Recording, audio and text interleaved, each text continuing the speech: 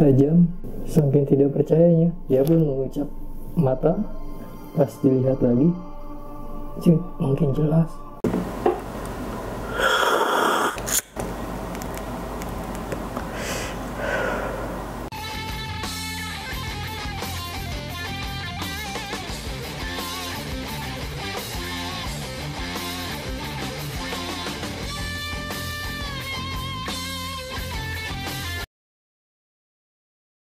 Oke, ini cerita dari tetangga gue yang bernama Andre. Jadi ini cerita mistis dia dari pabrik sampai di rumah selalu diteror. Berangkat bekerja seperti biasa, masuk pagi pulang sore. Namun di mana saat ingin berangkat bekerja, rasa was-was pun datang dengan tiba-tiba. Pada waktu itu dia bekerja pada hari Kamis malam Jumat. Berangkat bekerja seperti biasa, tidak ada yang aneh-aneh. Namun cerita mistis pun dimulai. Nah, pas menjelang jam 10 malam, hawa pun terasa berbeda, seperti ada yang mengawasi. Lalu Bang Andre pun kebelet ingin buang air kecil. Pas mau masuk ke toilet, terlihat ada seseorang yang telah mendahulunya memasuki toilet. Nah, di situ jadi ada 3 toilet dan semua toilet tersebut telah terisi penuh. Lalu menunggu dengan lama, karena saking keselnya menunggu lama-lama, Bang Andre pun memberanikan diri untuk mengetuk pintu satu persatu. Pintu pertama diketuk, ada yang menjawab. Pintu kedua diketuk, ada yang menjawab. Namun di sini, di pintu ketiga, tidak ada jawaban. Jadi orang yang tadi masuk ke toilet tersebut, jadi itu toilet yang ketiga tersebut diisi oleh orang yang tadi yang menyalip Bang Andre masuk ke toilet. Nah, karena saking penasaran, tidak ada jawaban. Lalu diketuk kembali, masih tidak ada jawaban. Lalu diketuk kembali, masih tidak ada jawaban. Nah, kesel kan? Pas dia menunggu lama, diketuk tidak ada jawaban. Lalu dia memberanikan diri mendorong pintu itu pelan-pelan. Ternyata pintu itu tidak terkunci. Pas didorong pelan-pelan, tiba-tiba kosong dong. Tidak ada orang. Dalam hati berkata, lah, kenapa kosong? Tadi kan ada orang yang masuk. Bulu kuduk pun mulai berdiri. Dengan tergesa-gesa, dia membuang air kecil. Setelah selesai, langsung lari ke tempat kerja kembali.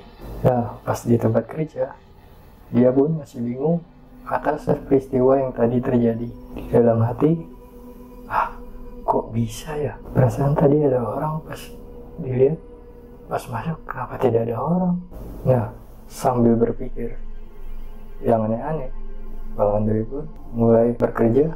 Namun hati gelisah dan was-was tidak bisa disembunyikan. Di saat dia sedang bekerja, sambil rasa was-was itu semakin mencekam.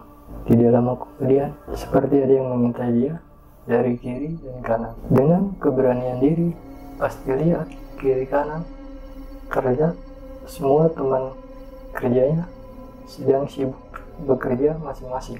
Mungkin itu hanya perasaan. Pas fokus lagi bekerja, tidak lama kemudian ada yang lewat di atas kepala. Rasa merinding pun tidak terbendung lagi, hingga dia pergi menghampiri temannya untuk mengurangi rasa was-was, rasa merinding, dan rasa mencekam yang dia alami. Bel pun berbunyi. Itu tandanya jam pulang kerja. Dikira teror itu pun sudah selesai, namun salah besar. Pas sampai parkiran, dihidupkan lampu motor. Alhamdulillah, motor pun hidup. Dia langsung bergegas pulang. Pas di perjalanan pulang, hati kecil pun berkata, kok sepi ya? Tidak ada orang seperti biasanya di jalanan. Tiba-tiba ada suara ketawa mengeringai. Sontak digaslah tuh motor dengan kencang. Akhirnya sampai juga di kontrakan. Nah, jadi posisi kontrakannya itu panjang lurus, depannya ada terasnya. Pas di halaman kontrakannya itu adalah kebun yang ditanami oleh pohon pisang yang rimbun. Intinya sih kebun yang tidak terawat. Oke, lanjut. Pas dia sampai kontrakan, dia pun melihat ke kamar, terlihat istrinya sedang tertidur pulas dan anaknya pun sedang tertidur pulas. Lalu Bang Andre pun pergi ke dapur untuk membuat kopi agar rasa merinding dan was-was itu hilang. Setelah membuat kopi, lalu Bang Andre pun pergi ke depan teras kontrakan untuk bersantai sejenak sambil merokok. Nah, pas lagi nikmat-nikmatnya merokok, tiba-tiba malam tuh bayangan putih pohon pisang. Dia pun dikejutkan dengan bayangan putih yang berada di kebun. Karena yang terlihat hanya bayangan, dia pun tetap santai sambil menikmati kopi dan rokoknya. Setelah habis merokok 2 batang, pas dia melihat bayangan putih yang tadi, anjrit dong, kaget bukan main. Yang dilihat bukan bayangan putih lagi, namun wujud bungkusan berwajah hitam, mata menyala, menatap tajam. Saking tidak percayanya, dia pun mengucap mata. Pas dilihat lagi, makin jelas, pocong. Sontak masuklah dia ke kamar untuk tidur. Istrinya pun bertanya, ada apaan mas? Tuh, di depan ada pocong. Lagian malam-malam mau sendirian di luar. Udah, tidur.